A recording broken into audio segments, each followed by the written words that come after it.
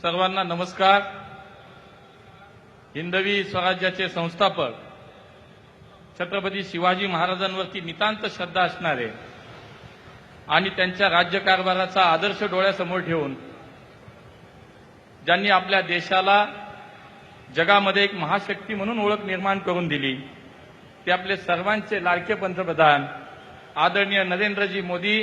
यांचं महाराष्ट्राच्या पावनभूमीमध्ये आपण सगळेजण मोठ्या टाळ्याच्या गजरामध्ये या ठिकाणी स्वागत करूया। आज मोदीजींच्या शुभ हस्ते नवी मुंबईच्या या आंतरराष्ट्रीय विमानतळाचं लोकार्पण होतंय। त्यांच्याच हस्ते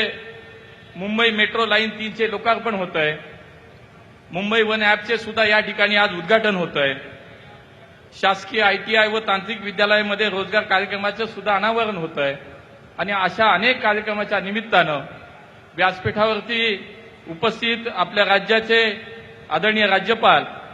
आचार्य देवव्रतजी मोदीजींच्या विकसित भारताच्या संकल्पपूर्तीकरिता आणि विकसित महाराष्ट्रासाठी अहोरात्र कार्यरत असलेल्या आपल्या राज्याचे कार्यक्षम मुख्यमंत्री आदरणीय देवेंद्रजी फडणवीस साहेब, केंद्रीय नागरी हवाई वाहतूक मंत्री श्री राममोहन नायडूजी, केंद्रीय राज्यमंत्री रामदासजी आठवले साहेब, आदरणीय आपल्या राज्याचे उपमुख्यमंत्री एकनाथजी शिंदे साहेब, अजितदादा पवार,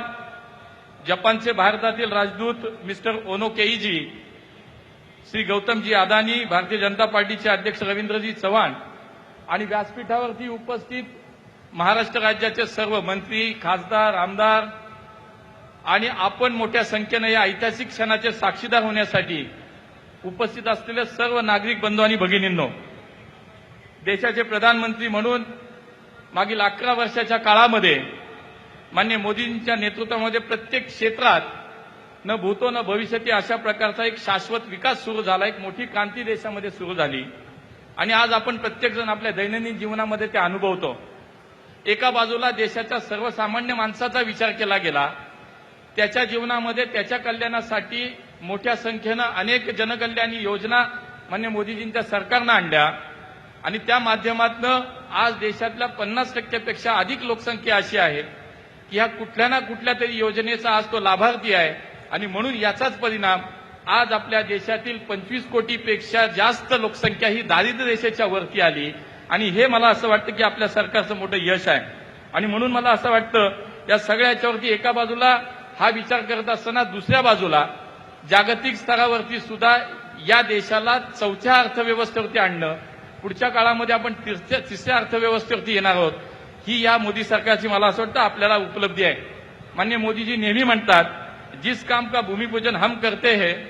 उसका लोकार्पण भी हम ही करेंगे आणि आजचा कार्यक्रम हा त्याचाच भाग आहे। 2018 साली या ठिकाणी मोदीजींच्या हस्ते भूमिपूजन झालं आणि आज मोदीजींच्या उपस्थितीमध्ये त्यांच्याच हस्ते या मोठ्या प्रकल्पाचं आपल्या नव्या मुंबईच्या या आंतरराष्ट्रीय विमानतळाचं आज लोकार्पण होत आहे आणि म्हणून 2047च्या या विकसित भारताचा संकल्प पूर्ण करण्यासाठी सिव्हिल एव्हिएशन क्षेत्रामध्ये सुद्धा मोठी क्रांती या देशामध्ये माननीय मोदीजींच्या नेतृत्वामध्ये झाली आणि याचाच परिणाम आज आपला देशांतर्गत विमान सेवेमध्ये जागतिक स्तरावरती आपल्या देशाचा 3रा क्रमांक आता येतो आणि म्हणून या देशातल्या सर्वसामान्य माणसाला ही विमान सेवा परवडावी, त्याच्या आवाक्यात यावी म्हणून मोदीजींनी हा विचार नेहमी केला आणि त्या माध्यमातून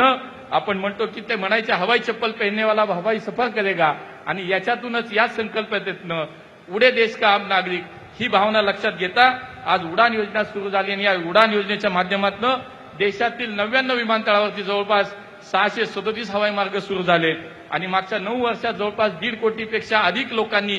या विमान सेवेचा प्रवास केला। भविष्यात सुद्धा 100 नवीन डेस्टिनेशन होत आहेत आणि त्या माध्यमातून पुढच्या 10 वर्षात 4.5 कोटी अधिक लोक